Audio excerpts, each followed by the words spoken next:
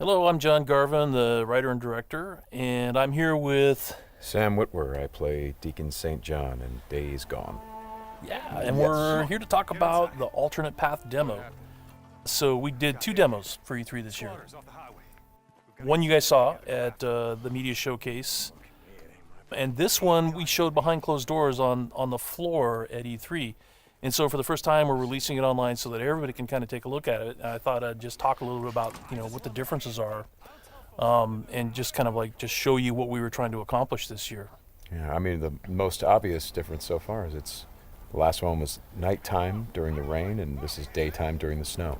Yeah, and it's not just cosmetic, and I think that's one of the things we really wanted to emphasize, because this time we're showing sort of a day in the life of Deacon. You see he's on the drifter bike here.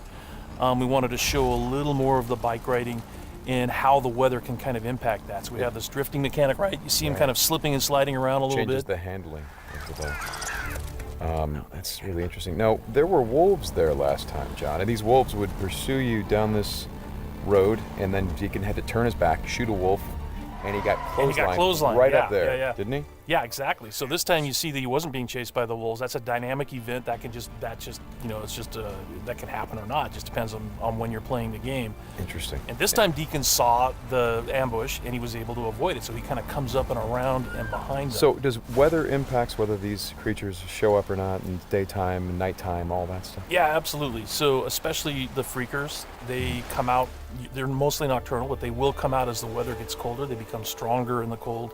Right. And so that will, again, kind of change up the way the game plays. That's very, very, I kind of love that you decided to do this as a demo to show 2 completely different iterations on the same exact mission in the game. Yes, exactly. So we wanted to have, the job is basically the same. Deacon hears that his buddy's in trouble, rides out to save his life. And, as you can see here, this is a completely different experience from what we showed in the first demo. In the first one, Deacon gets clotheslined, and it sounded very painful, by the way. Oh, speaking of painful, okay, so the combat in this game is fairly brutal. John, you want to talk about that a little bit? Well, we just wanted to make it as realistic as possible. So, yeah, we're not holding back on that at all. And Sam's done most of his own stunt work for this. And I can tell you that when we're on the performance stage and we're capturing that stuff, we just try to keep it real, right? Right. Well, right. There was sort of a decision made at some point. I've been on the project for 2 or 3 years now. Yeah, I think 3 years. And so early on, I think there was a more, what were we? It was more Kurt Russell and sort of a two-fisted thing, and then it turned into, hey, let's take this quite seriously. And what that required is a lot more. Taking this combat stuff and showing the horror of the violence that happens and it were this type of circumstance to take place. I mean, realism, weirdly enough, is the thing we keep going back to when it comes to not just the stunts, but also the performance style. I think, it was very important that it doesn't seem like a bunch of actors, saying lines. It was all very incidental. And we wanted the world to sort of reflect that as well. So you saw there that, Deacon broke into that emergency vehicle and found some supplies. So this is what we're calling our survival vision. So you saw that earlier when he was looking at Manny's bike on the ground. Mm-hmm. And it's just kind of a way of seeing tracks in the world and sort of imagining what might have happened. Mm-hmm. And here I just wanted to point out that you're seeing in this part of the demo that there are freakers there. There weren't there before because it wasn't snowing. It was, and it was getting lighter out. It wasn't getting darker like it is. And so, it changes up the way you can play through the level. And what is this? We call this the meat wall. The meat wall. Yeah, and it's not just there, to make the guys who put them up to seem evil. They're there for a purpose because, again, freakers are living creatures. They eat. That's their primary thing. They want to eat. And so you hang these dead freakers up, and any freaker, rather than coming into their camp like you see here, they would actually stop and snack. Yeah, exactly. Yeah. And then the same thing with this freaker that they've hung upside down. Mm-hmm. There's a bear trap underneath it, and they use that because a freaker will come, be attracted to the meat, and then hit that trap.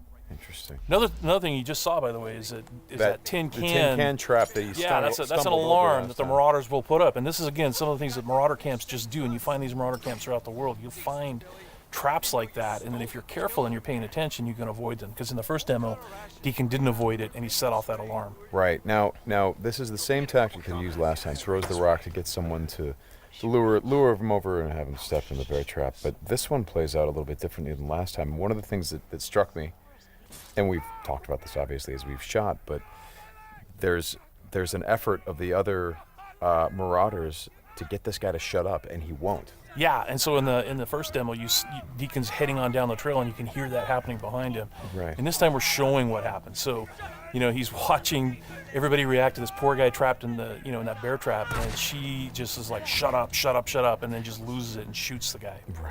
Right. And of course, in the meantime, Deacon is crafting a Molotov and just takes them all out. Right. Oh boy, that's good. Ow. So again, it's like in the previous demo, Deacon would have gone off to the trail down to the right.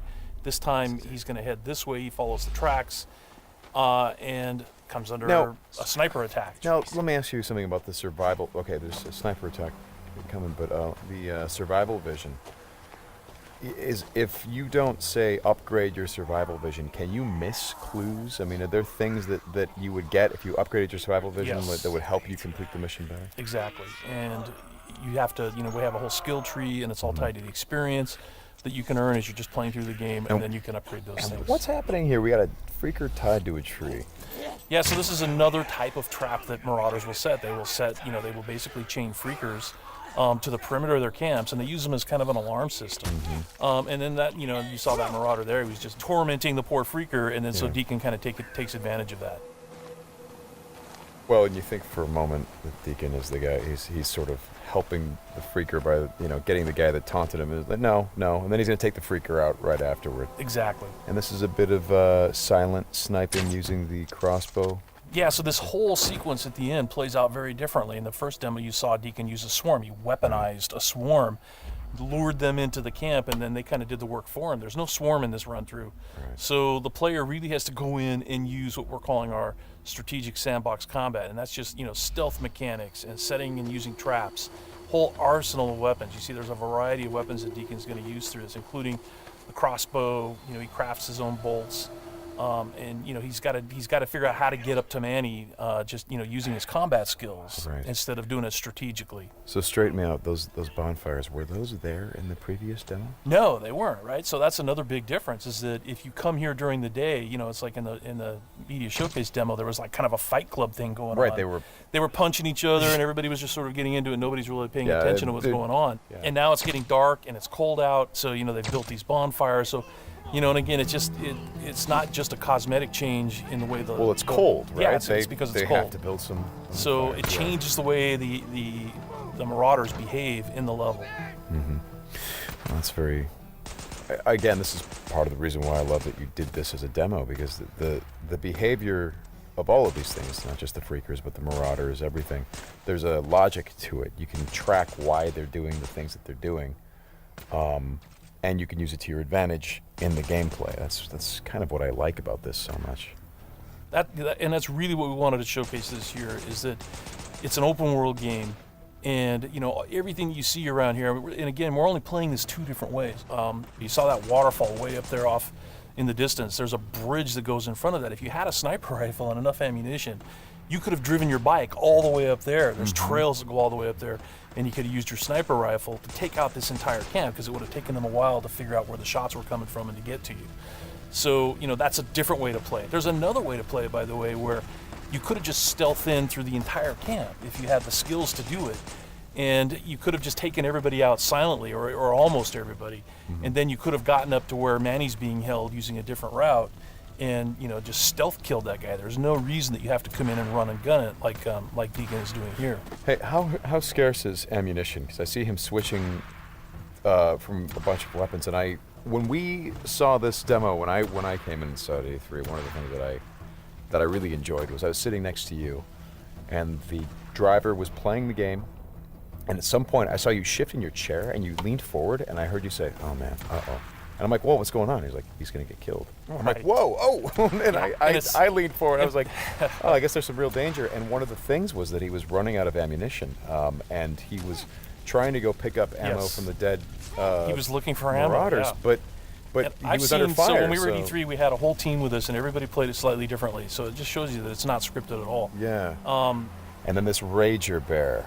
Oh yeah, boy. the infected bear. The infected bear. That's, yeah. That's not what you want to see. Well, we thought that would be a good way to end the demo, is to show that it's just one, for Deacon's life. It's just one darn thing after another. Yeah. Right? You're going to save your buddy. You get clotheslined. You get attacked by wolves, or you think you're finally done. You rescued you've gone through all this stuff, and then suddenly, Rager Bear. Right. Well, as you've said to me, it's not just about exploring an open world, as it is the open world coming after you, the open world seeking you out, trying to... Yeah, exactly. That's our tagline. In Days Gone, you don't have to go seeking out trouble. The world comes for you. Trouble's looking for you. All right, Sam, thanks a lot. Thanks, John. It's been fun. And I hope you guys enjoy the demo, and we'll talk more about it soon.